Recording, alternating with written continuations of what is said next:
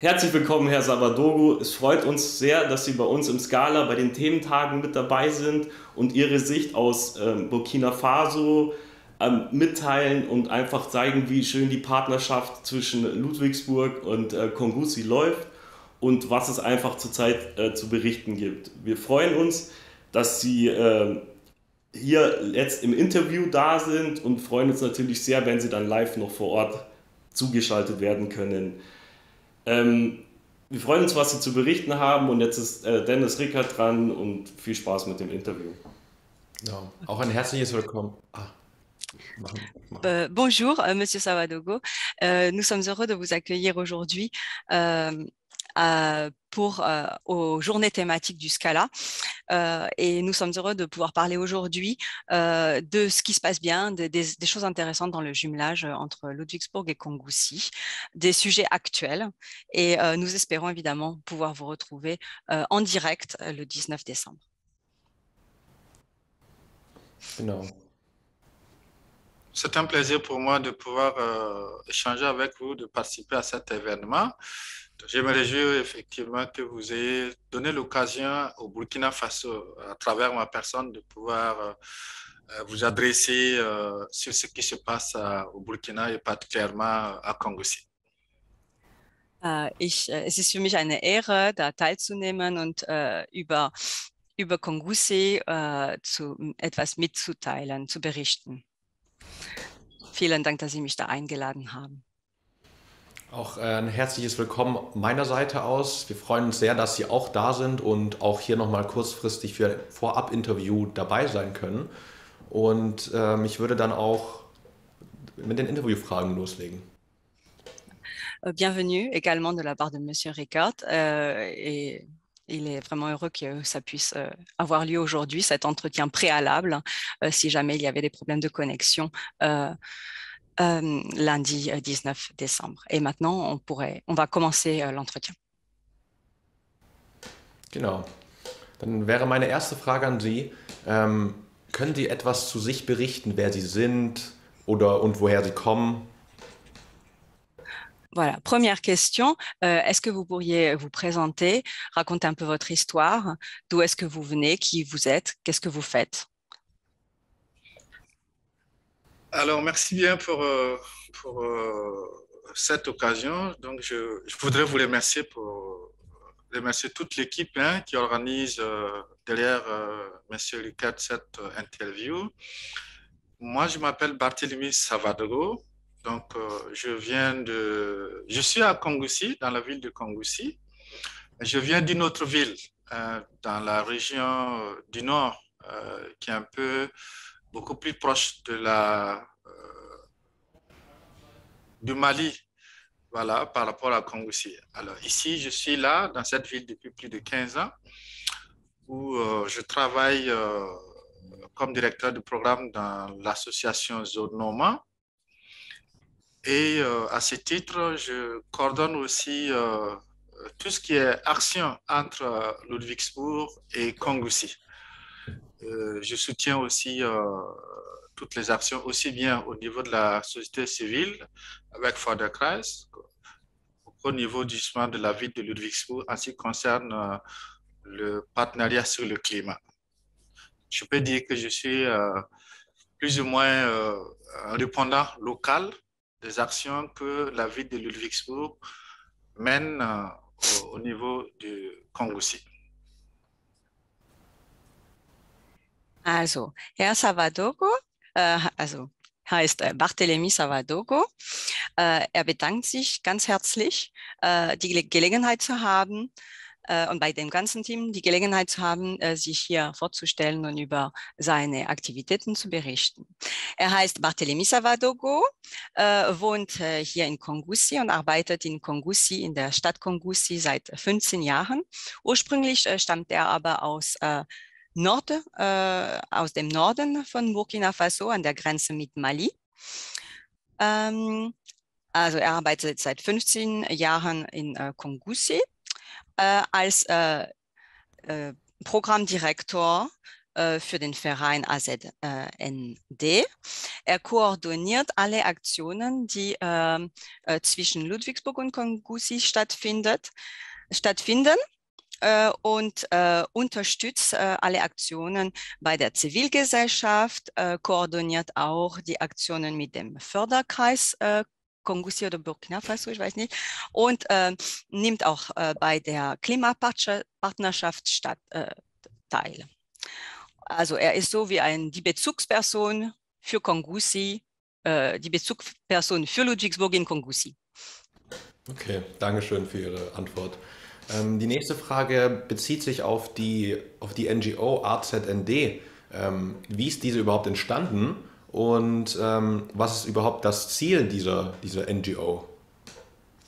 Okay. La deuxième question porte sur l'ONG AZND. Quelle est son histoire en fait? Comment elle a été fondée? Quelles sont ses activités?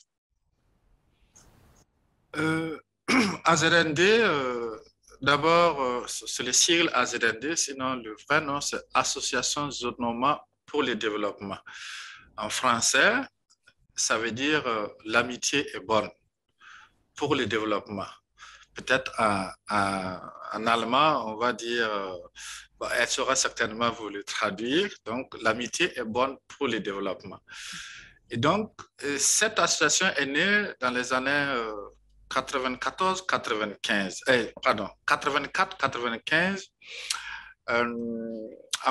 à la faveur de la sécheresse, en tout cas d'une sécheresse qui s'est beaucoup abattue dans la région du Burkina.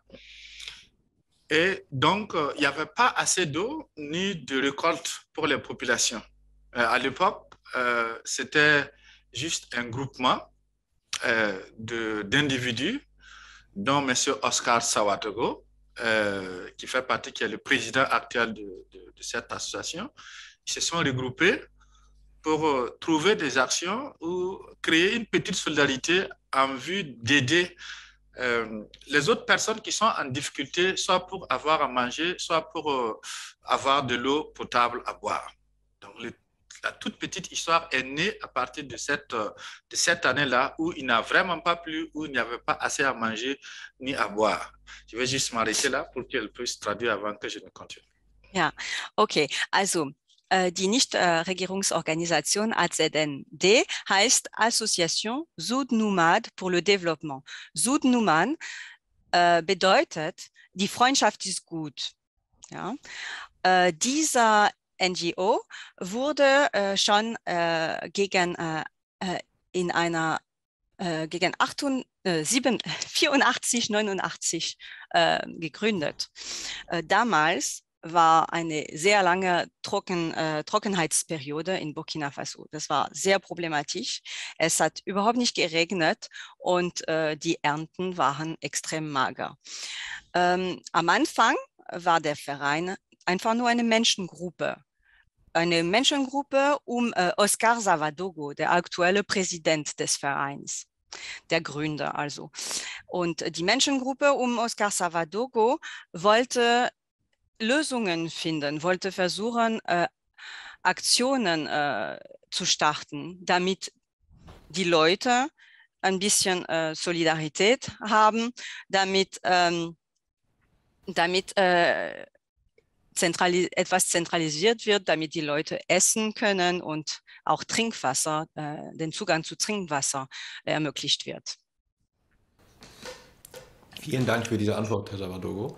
Wir haben Herr Seigfried, wird nach Ihnen, nach Ihrem Vortrag auch etwas zu der Partnerschaft sagen, die Sie in Kongussi und Ludwigsburg haben.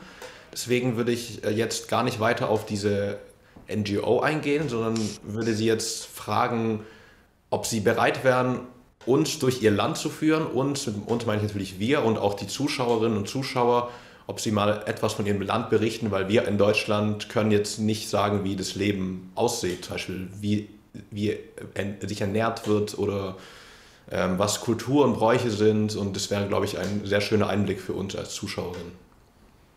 Ok. Also, merci beaucoup pour cette première approche sur l'association. Monsieur Siegfried parlera ensuite des échanges entre Ludwigsburg et Kongusi, du partenariat. Donc, ce n'est pas nécessaire de rentrer plus en détail sur les actions de l'association. En revanche, ce serait très intéressant si vous pouviez nous en dire plus sur votre pays, sur les spécificités locales, sur la culture, les rites, ce genre de choses. Oui, merci bien. Il faut dire tout de suite que le Burkina Faso, c'est un petit pays, on peut dire comme ça, un petit pays de 274 000 km², avec plus d'une soixantaine d'ethnies, on va dire comme ça, d'ethnies et de langues aussi. Donc, avec une diversité culturelle, parce que un peu partout où vous avez d'une localité à une autre, il y a beaucoup de petites langues, on va dire des dialectes, mais avec aussi des cultures plus ou moins différentes. Et donc, mais c'est un melting pot qui permet au Burkina d'être assez unique, parce qu'on a un mélange aussi de parents à plaisanterie, c'est que nous appelons aussi l'approche parents à plaisanterie, parce que d'une ethnie à une autre, il y a toujours cette approche je ne sais pas comment on peut vraiment dire ça, mais une approche de jeu entre les peuples, entre les populations, si bien que quand il y a des petits conflits ou bien quand il y a des problèmes qui naissent entre les ethnies, on s'amuse, on trouve la solution à travers cette parenté à plaisanterie.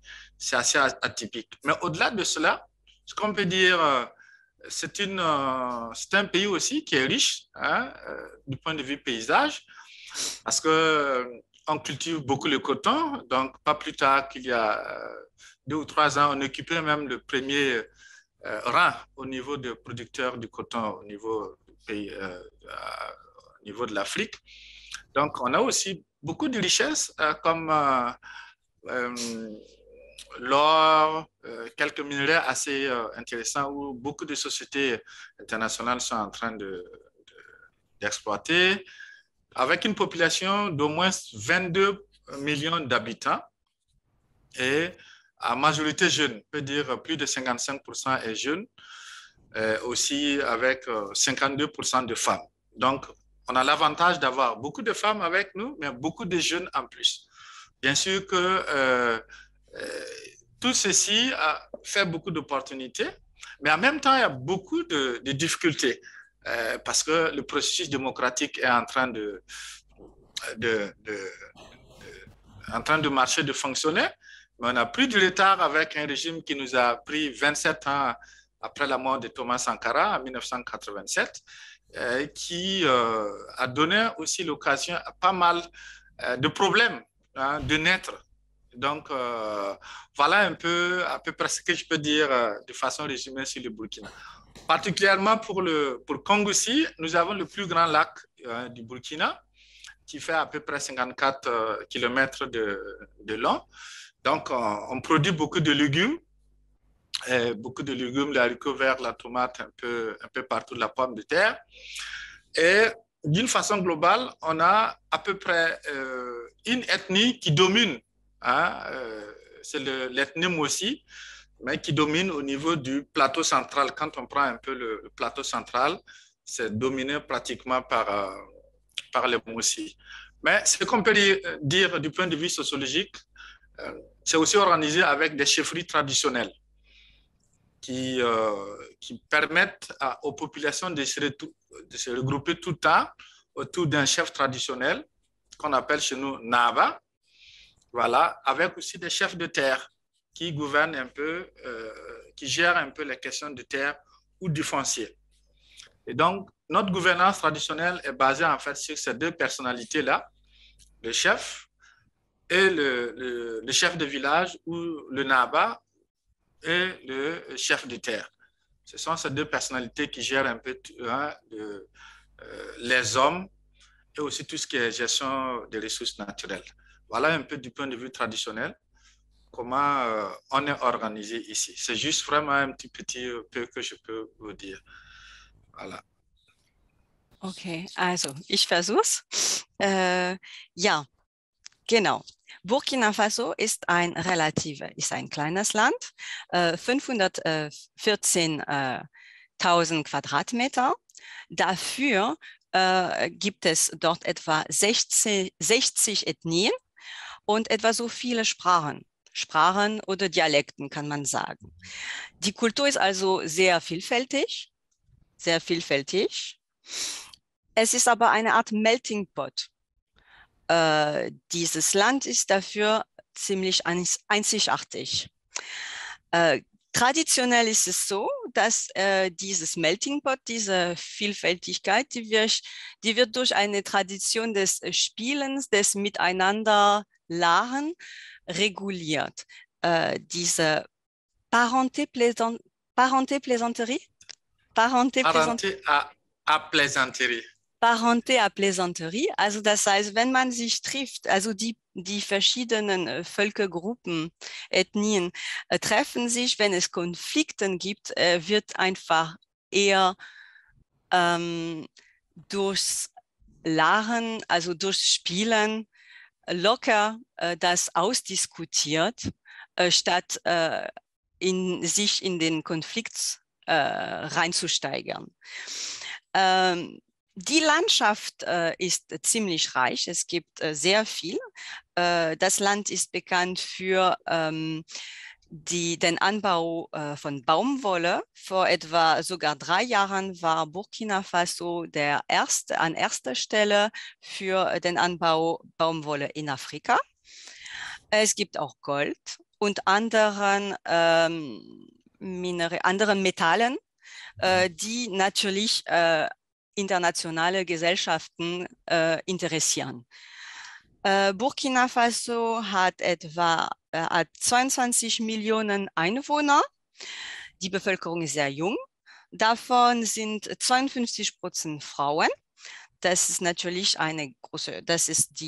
diese junge Leute und die Frauen ist eine große Stärke. Man sieht, es gibt also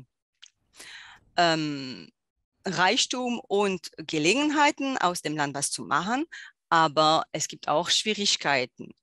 Der Weg zur Demokratie entwickelt sich, aber es gibt auch Stolpersteine. Der Weg zur Demokratie wurde dann etwa Ende den 80er Jahren, vers la fin des années 80. C'est ça que la démocratie a commencé? Oui, Korrekt? 90, oui. 90, also in den 90er, seit den 90er Jahren dann entwickelt sich dann die Demokratie auch Stück für Stück in Burkina Faso. Okay. Ich alles? Vielen Ich habe noch Dank. nicht alles. Okay. Nee, ich habe noch nicht alles. Entschuldigung. Es gibt Alles noch gut. in Kongoussi besonders. Kongoussi hat auch der größte See des Landes. Und der ist dann 54 Kilometer lang. Dort werden also Gemüse angebaut, Tomaten, Kartoffeln. Eine Ethnie ist größer, ist eher mehr vertreten als andere. Das ist die Ethnie der Musi. Und der befindet sich dann auf dem Zentralplateau von Burkina Faso. Die Gesellschaft ist so mit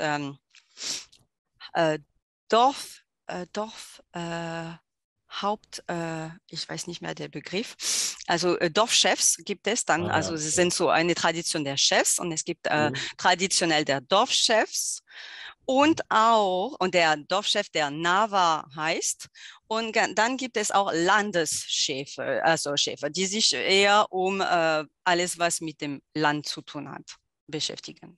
Ja, genau. Genau, vielen Dank. Ich finde es sehr interessant persönlich zu sehen, wie Konflikte in Burkina Faso bei Ihnen in Kongoussi behandelt werden, weil in Deutschland, wenn wir Konflikte haben, dann geht es meistens so aus, dass eine Partei einen Anwalt holt und dann war es das. Und deswegen finde ich das sehr schön, wie Sie da Konflikte bewältigen. Monsieur Rieger trouve très intéressant les solutions aux conflits qui sont apportées justement au Burkina Faso, parce qu'en Allemagne, on a plutôt tendance maintenant, si jamais il y a un conflit, ça a plutôt tendance à aller vers l'escalade de la violence. Et donc, on appelle un avocat et c'est l'avocat qui s'occupe de régler les problèmes. De plus en plus, ici aussi, on va vers ça. Mais bon, c'est quand on aura épuisé un peu ces voies traditionnelles-là qu'on va vers la justice. Okay.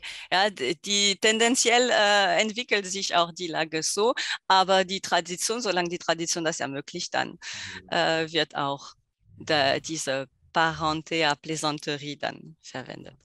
Okay, danke für den Einblick. Sie haben vorher schon erwähnt, die Lage in Burkina Faso kann schwierig sein. Wollen Sie uns ein bisschen von der sicherheitspolitischen Lage erzählen in Burkina Faso, was da gerade passiert? Weil wir in Deutschland, wir hören höchstens mal von einem Militärputsch, aber sonst wissen wir auch nicht. Und da wäre ein Einblick von Ihnen als Mensch von da sehr, sehr hilfreich für uns. Vous avez dit que la situation pouvait être difficile de temps en temps, mais est-ce que vous pourriez un peu éclaircir la question de la situation politique actuellement? En Allemagne, on a entendu parler de putsch, mais on n'en sait pas beaucoup plus et ce serait intéressant d'avoir une vision de l'intérieur. Alors, pour vous dire vrai, en tant que d'abord citoyen du Burkina et puis quelqu'un qui vit cette situation, je peux vous dire que on vit une situation née de la gouvernance. Je peux dire ça comme ça, parce que j'avais déjà dit que nous avons cheminé avec un ancien régime qui a fait plus de 27 ans au pouvoir, qui malheureusement a, bien sûr, avec une pseudo-démocratie, on peut dire ça comme ça, qui a régné un peu dans la terreur, même si qui a muselé un peu, sinon pratiquement tout ce qui devrait émerger en termes de liberté, en termes de développement, en termes d'aspiration de peuple ou des citoyens d'une façon globale. Et donc, c'était une démocratie militarisée. Et donc, vous savez très bien que lorsque c'est des militaires qui sont au pouvoir, on habille ça un peu sur le coup de la démocratie, mais véritablement, il n'y en a pas de base solide démocratique telle que cela se présente dans les autres pays. Mais quand cela ne tient, nous avons fait 27 ans au pouvoir avec une stabilité apparente. Donc, bien sûr que ça aussi, ça amenait une exacerbation du peuple qui avait vu à un certain moment, à partir de 2014, toute sa liberté confisquée, toute la richesse du peuple gérée par un clan de famille ou bien un clan de politiciens et avec une gabegie qui ne dit pas son nom. Donc, véritablement, on a eu un grand retard en termes de développement dans le pays. Mais la population s'est soulevée. Sans doute que vous avez suivi ça à partir de 2014, où on a eu cette insurrection populaire. On va dire que c'est notre printemps à nous, notre printemps arabe à nous, qui a chassé le Blaise Compaoré qui était au pouvoir pendant 27 ans. Donc, disons que c'est à partir de 2014 qu'on peut voir véritablement les jeunes, les femmes, tout ce monde-là se libérer, se déchaîner et de dire ce qu'ils pensent. Donc, on a eu un petit moment de transition, une année, où on a souhaité que militaires et citoyens, politiciens puissent se mettre d'accord pour mettre un régime de transition pendant une seule année. Donc, et c'est ce qui a prévalu à une élection, on va dire, démocratique, maintenant, sans une Kalachnikov derrière. Donc, on a pu élire démocratiquement notre premier président à partir de 2015. Malheureusement, tous les problèmes liés à l'ancien régime sont revenus, des frustrations ou une petite base arrière de mercenaires ou de bandits qui attaquaient soit le Libéria ou le Mali, mais qui avaient refuge quand même au Burkina, ce nouveau régime a mis fin un peu à cette collaboration, j'allais dire, dangereuse. Et donc, nous, on peut dire que tous les problèmes ont commencé à partir de là. Et donc, c'est un problème beaucoup plus politique que communautaire. On tend à faire comprendre que c'est communautaire, mais même si certaines communautés se sont invitées dedans, mais elles ont été politisées pour être enrôlées dans la crise. Alors, donc, c'est cette crise-là qui secoue le pays depuis 2015. Donc, ça nous fait déjà pratiquement 7 ans et on n'arrive pas à s'en sortir. Les réflexes populaires tentent à croire que c'est les militaires qui peuvent véritablement arriver à mettre fin à ce phénomène. Bon, c'est une illusion. Mais après 2015 jusqu'à récemment, pour le deuxième mandat, malheureusement, du régime qui a été renversé par le premier coup d'État militaire, et aussi, malheureusement, n'ont pas pris une direction qui permettait de rassurer la population par rapport à l'insécurité qui sévit pratiquement dans tout le pays. D'ailleurs, lorsque ce premier coup d'État militaire est survenu, on est passé de 15-20% d'occupation du territoire à plus de 40% d'occupation du territoire. Donc, ça s'est empiré. Et c'est pour ça, justement, que des officiers à l'intérieur de l'armée se sentaient un peu plus ou moins interpellés pour mettre fin à la dérive de ce coup d'État militaire, de ce premier régime militaire qui est survenu voilà, en janvier dernier. Donc, ce qui fait qu'aujourd'hui, c'est des militaires plus ou moins qui tentent de résoudre un peu un certain nombre de problèmes militaires, qu'on pense que c'est militaire, et donc qui nous plonge dans une situation permanente d'insécurité. Voilà un peu la situation du Burkina. Okay, ich versuche also zusammenzufassen. Genau. Also als Bürger, Herr Savadogo, als Bürger, der diese Situation, diese Lage erlebt, kann uns also seinen Blick geben. Die aktuelle Situation ist verursacht durch die Regierung.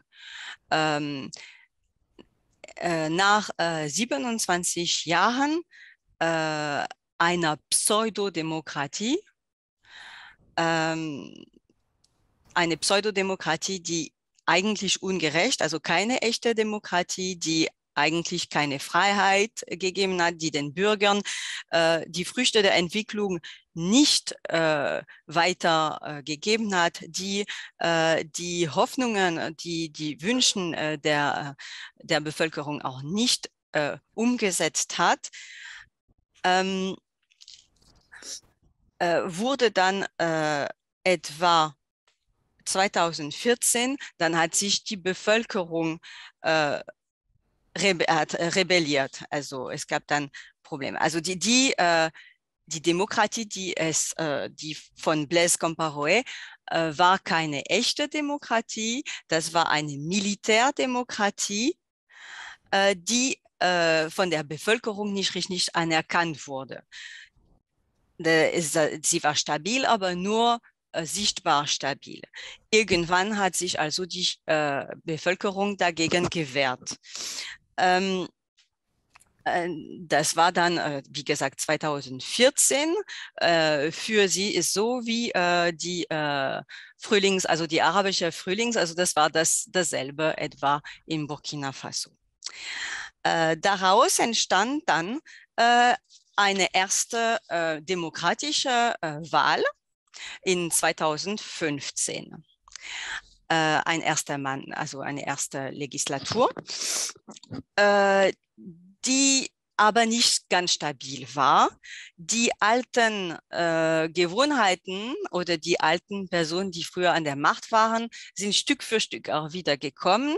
Damit waren auch wahrscheinlich auch Opportunisten beteiligt. und es entstand dann zusätzliche Probleme.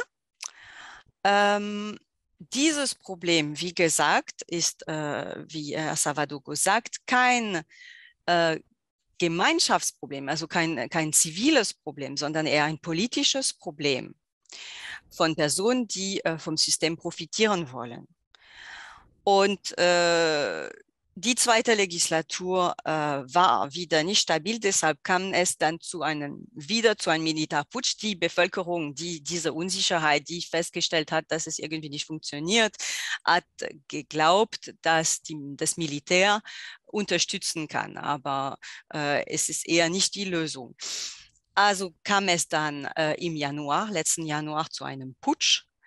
Aber dieser Putsch führt dazu, dass das Landes mittlerweile zu 40% besetzt wird und dass die Bevölkerung ständig in Unsicherheit lebt. Okay, vielen Dank für Ihre Antwort. Ich würde noch mal zu einem anderen Thema gehen, was auch politisch ist. Und zwar haben Sie ja schon gesagt, dass Ihre NGO sich gegründet hat, weil es eine Dürrephase gab. Und bei Ihnen in Burkina Faso, Sie sind ja am Äquator, heißt es, die Sahara ist in der Nähe oder sind in der Sahara.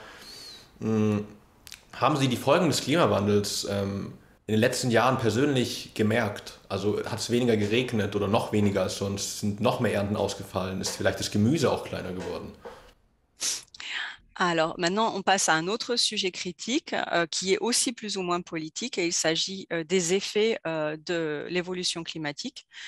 Vous l'avez dit vous-même, l'association, la NGO, l'ONG a été créée à cause d'une sécheresse. Le Burkina Faso se situe au niveau de l'équateur. Il n'est vraiment pas loin du Sahara. Il y a même une partie du Sahara dans le Burkina Faso. Est-ce que vous avez constaté, est-ce que vous constatez déjà les effets du changement climatique dans le pays? Oui, oui, et ça c'est très important hein, parce que, comme vous le dites vous-même, depuis longtemps nous avons on a commencé à sentir vraiment les effets directs du changement climatique. Je vais vous expliquer pourquoi. Déjà, les producteurs souffrent, les paysans souffrent pour pouvoir avoir à manger. On a beaucoup de terres qui sont infertiles. Donc, la terre s'est beaucoup asséchée.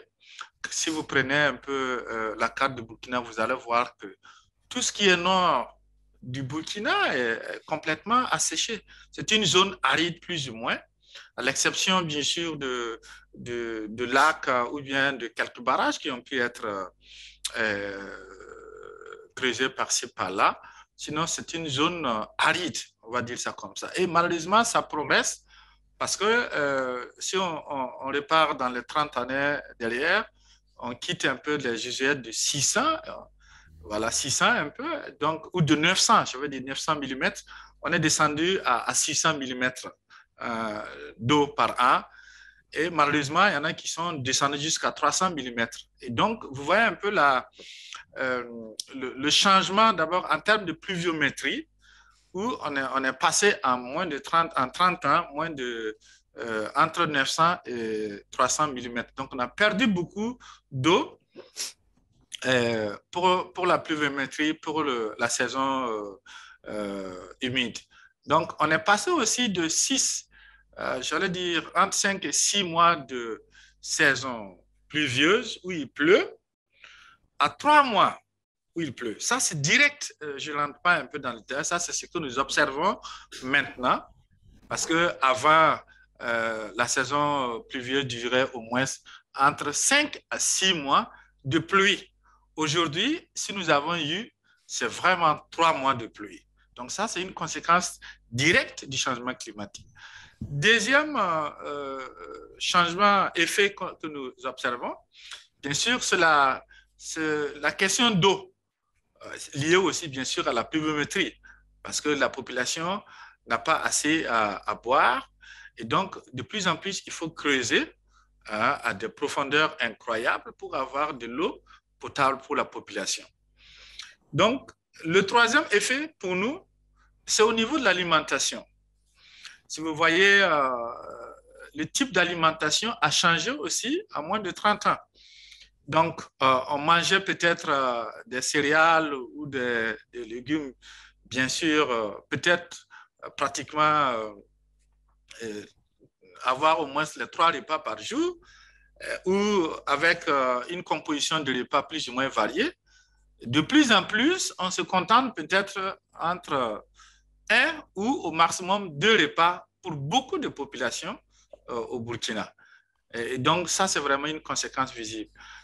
Autre conséquence, un peu dans le domaine de la santé, c'est bien sûr le développement du paludisme. Vous voyez que la malaria, comme on le sait, c'est l'une des premières causes de mortalité néo-infantile pour les femmes enceintes aussi et pour les enfants. Donc, et ça, c'est lié aussi, on va dire, entre guillemets, au changement climatique, parce qu'il y a beaucoup de moustiques qui se sont développés, soit à l'insalubrité, lié à l'insalubrité, ou bien lié aussi au vent qui devient de plus en plus fort. Et donc, ça, c'est des effets vraiment que nous voyons. Et au niveau justement des produits forestiers non liés, comme chez nous, on aime à le dire, au niveau de la brousse, on n'arrive plus à avoir le miel comme il se doit, on n'arrive plus à avoir un peu certains produits liés à la forêt. Parce que bien sûr, les forêts ont disparu, ou bien les animaux, certains insectes qui pollinisaient ou qui occasionnaient un peu cette richesse-là, tout cela a disparu. Donc, c'est des effets concrets que nous voyons par rapport au changement climatique. Le plus important, c'est vraiment au niveau de l'alimentation, au niveau de la sécurité alimentaire et nutritionnelle. Okay, also ja, das ist ein sehr wichtiges Thema.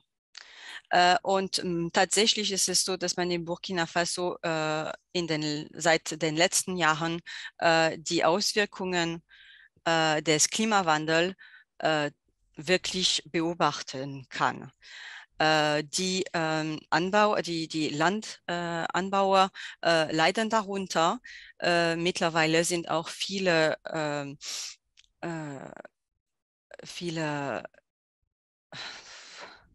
Erdgebieten dann nicht mehr anzubauen. Die sind einfach zu trocken. Im Norden des Landes besonders, bis auf die Zonen, wo der See und ein paar Dämme sind. Also die Dürre steigt. Was dem Regen angeht, man konnte in den letzten 30 Jahren feststellen, dass wir von 600 bis 900 Millimeter Regen im Jahr zu nur noch 300 Millimeter im Jahr gesunken sind. Es regnet halt viel weniger und die Regenperiode ist kürzer geworden. Früher waren es 5 bis 6 Monate Regen, mittlerweile höchstens 3 Monate. Der zweite Punkt, also ist auch mit Wasser verbunden, das ist der Zugang zu Wasser, also ist nicht direkt Regen, sondern der Zugang zu Wasser ist natürlich immer schwieriger. Man muss immer tiefer in die Erde nach Wasser suchen, um Trinkwasser zu finden. Das hat Folgen für die Ernährung, die tägliche Ernährung. Genau, früher konnte man mit Getreiden und Gemüsen etwa 3-mal am Tag essen.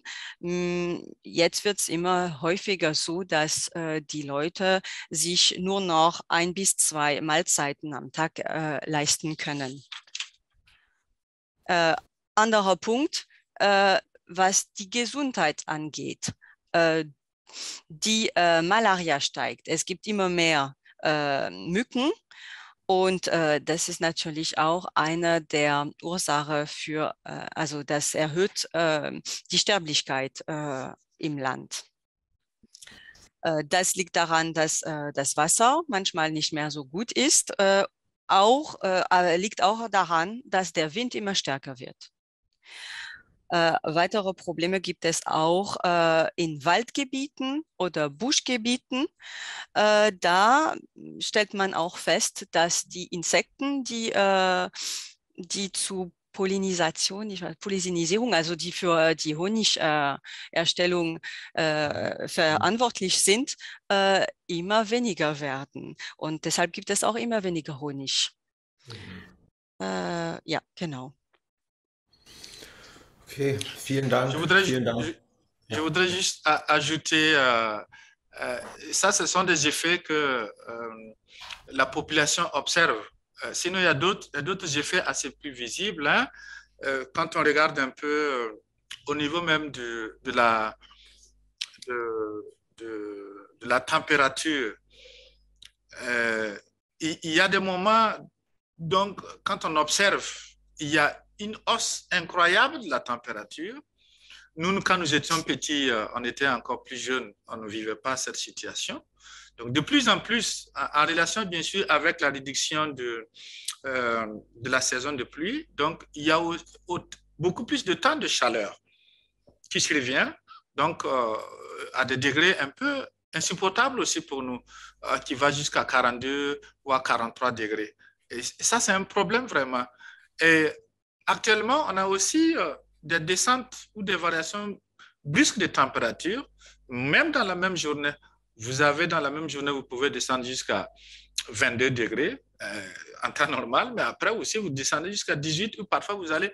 Donc, et ça fait que la population tombe aussi malade. Je vais mettre ça sous le coup de question de santé. Cette variation de température, mais qui n'est pas homogénéisée ou homogène, c'est aussi visible parce que les enfants souffrent beaucoup dans la journée et du froid et de la chaleur. Et ça, c'est aussi un problème qui fait qu'on a du mal à s'adapter. Et les corps aussi, beaucoup de gens meurent en fait, soit un peu de coups de chaleur ou de coups de froid. Surtout les personnes âgées, parce que la nuit, à partir de 2h, 3h du matin, nous souffrons aussi. Donc, c'est aussi quelques effets. Au niveau du paysage, de l'agriculture, pour revenir là-bas, on a aussi des, comment dirais-je, des inondations qui surviennent. Il pleut abondamment pendant peut-être 30 minutes, on détruit un peu quelques habitations, il faut reprendre. Alors, et ça, les gens n'étaient pas habitués parce que c'était un peu bien régulier. Mais aujourd'hui, la nature est devenue folle. C'est un climat vraiment déréglé qui fait que personne ne peut être sûr de ce que demain sera en fait. Donc, même les constructions artisanales n'arrivent plus, les populations n'arrivent plus à adapter leur habitation par rapport en fait à ce temps qui change à tout moment. C'est ce que je voulais juste ajouter. Okay, also jetzt auch Thema, also die Temperatur. Die Temperatur ist auch extrem gestiegen in letzter Zeit, aber nicht nur, also es wird immer heißer, aber man stellt auch fest, dass es extreme Schwankungen gibt in der Temperatur und das innerhalb eines Tages, dass ganz plötzlich die Temperatur sich ändern kann. Und natürlich haben die Immunsysteme, die Menschenimmunsysteme ganz sehr starke Schwierigkeiten, sich anzupassen. Das steigert natürlich auch die Sterblichkeitsrate. Viele Leute, vor allem älteren Leuten, sterben an Hitzeschock oder Kälteschocks. Man stellt auch also diese plötzlichen zerstörerischen Schwankungen des Klimas sind auch zum Beispiel Überflutungen. Auf einmal dann regnet es 30 Minuten lang. Das zerstört auch einige Häuser. Man muss alles ändern, aber man hat keine Zeit, sich anzupassen und man lebt einfach in eine ständige Unsicherheit. Okay, vielen Dank für die vielen Eindrücke. Da haben Sie uns auf jeden Fall, weil das wissen wir, wie gesagt, auch in Deutschland leider gar nicht. Bei uns wird immer nur über das Klima geredet, aber wir spüren diese Auswirkungen noch nicht so wirklich bei uns, sondern nur so bereichsmäßig. Genau. Jetzt noch zum Ausblick oder als letzte Frage. Was wollen Sie uns in Deutschland oder uns Menschen, die hier im Westen leben, weitergeben? Also haben Sie da irgendwie was ein Thema für Sie ist, was Sie unbedingt uns und den Zuschauerinnen hier noch sagen wollen? Und genau. Voilà, merci, merci beaucoup pour ces impressions, pour ces témoignages concrets. On est conscient évidemment de l'évolution du climat ici en Allemagne, mais on ne le vit pas autant au jour le jour. On n'en a pas d'exemple aussi précis. La dernière question maintenant, ce serait, est-ce que vous auriez quelque chose à dire aux personnes qui écoutent ici en Allemagne? Qu'est-ce que vous avez envie de leur dire? Concernant les deux sujets ou bien l'un des sujets qui les intéresse, je ne sais pas. C'est quoi, c'est quel sujet exactement? Zu welchem Thema genau? Zu welchem Sie wollen, also Sie haben da freie Hand, Sie können sagen, was Ihnen wichtig ist, was Sie denken, weil ich weiß leider nicht, was für uns wichtig wäre, weil ich nicht Ihre Wahrnehmung habe, sondern deswegen frage ich Sie, was finden Sie, was die Deutschen oder wir mehr wissen sollten? Voilà. Qu'est-ce qui, d'après vous, en fait, vous êtes entièrement libre de dire ce que vous voulez parce que c'est important, on n'a pas votre ressenti, c'est donc on veut juste connaître votre ressenti et ce que vous avez envie de dire, ce qui est important pour vous et ce que vous avez envie de communiquer. D'accord, c'est vraiment une très belle occasion.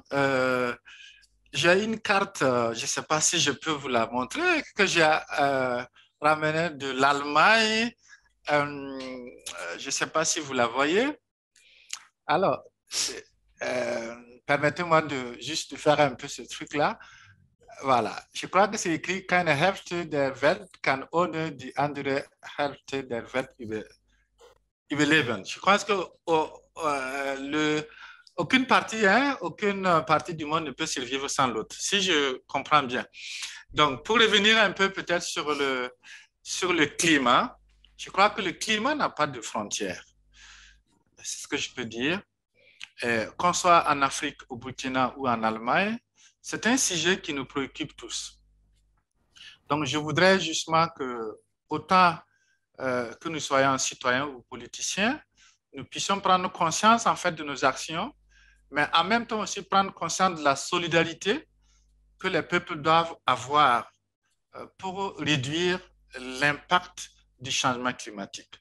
Nous savons très bien qu'il y a des discussions qui sont menées chaque fois que de besoin. Donc, on vient de sortir de la COP27. On parle aussi de la responsabilité des pays qui contribuent à polluer davantage le climat, mais aussi des pays qui subissent la conséquence de ces pollutions, notamment l'Afrique. Donc, pour nous, en tant que société civile, c'est de penser vraiment à une action de justice, entre guillemets, de solidarité, je dirais beaucoup plus de solidarité, de telle sorte que tous les citoyens du monde puissent s'adapter. Parce que si c'est mauvais en Afrique ici, un jour ou l'autre, ça le sera aussi en Allemagne. Et de toute façon, les gens, tout le monde, toute la planète commence à ressentir ces conséquences-là. Donc, je voudrais inviter tout le peuple allemand, tous les amis aussi, à avoir cette solidarité, de toujours soutenir et de penser à ceux qui sont un peu de l'autre côté, qui n'ont pas à manger, qui n'ont pas à boire, qui n'ont pas d'opportunité pour être à l'abri du besoin et de la pauvreté. Donc, question de changement climatique, je voudrais un monde beaucoup plus engagé dans ce sens et je compte beaucoup sur la solidarité du peuple allemand. Sur la crise sécuritaire qui sévit au Burkina Faso, nous avons besoin du soutien des politiciens allemands, mais aussi du peuple, de la population et des citoyens. Bien sûr, les citoyens n'ont pas les moyens directs d'agir, mais les citoyens agissent toujours par leurs gouvernants. Et donc, nous souhaitons que l'Allemagne et ceux qui nous écoutent aussi puissent nous soutenir dans cette période qui est assez difficile pour nous. Parce que si vous regardez, nous avons plus de 2 millions de personnes déplacées qui ont fui terres et champs et leurs habitations pour venir se regrouper dans des petites cases de fortune. C'est très, très dégradant en termes d'humanité. Donc, nous souhaitons vraiment aussi un accompagnement, encore une solidarité à ce niveau, et avec un soutien qui permettra justement d'arriver à juguler ce phénomène-là. Donc, je souhaite enfin beaucoup aussi de compréhension et que ceux qui nous accompagnent dans l'organisation de cet événement aussi puissent relayer cette information et nous permettre de comprendre qu'il y a un Burkina Faso qui est quelque part, un petit pays qui souffre et qui a besoin justement de la solidarité du peuple allemand et du monde en général. Merci. Okay, also, ja, also es war eine schöne Gelegenheit, jetzt was zu sagen. Er hat die Karte gezeigt, wo dann drauf steht, keine Hälfte der Welt kann ohne die andere Hälfte weitermachen. Genau, und das Thema war, Klima hat keine Grenzen. Dieses Thema soll uns allen beschäftigen. Wir sollen uns alle darum kümmern, Bürger und Politiker. Wir müssen ein Bewusstsein dafür entwickeln und an Solidarität denken. An Solidarität für die Völker, die unter den Auswirkungen des Klimawandels zuerst leiden, weil das wird sich sowieso steigen und irgendwann kommt es auch nach Europa und nach Deutschland. Wir sprechen viel darüber. Die COP27 hat stattgefunden. Man spricht von der Verantwortung der Länder, die mehr Umweltschäden dann verursachen und von den Ländern, die darunter leiden. Und deshalb ist es wirklich wichtig, an diese Leistungen zu denken, diese Entschädigung zu denken, die Solidarität zwischen beiden Hälften der Welt. Jeder Bürger muss auch dran denken. Wir müssen alle dran denken, alle etwas für das Planet machen. Wir müssen auch an den anderen denken und sich dafür engagieren. Rechnet viel damit, dass die deutsche Bevölkerung für Burkina Faso und Afrika sich engagiert.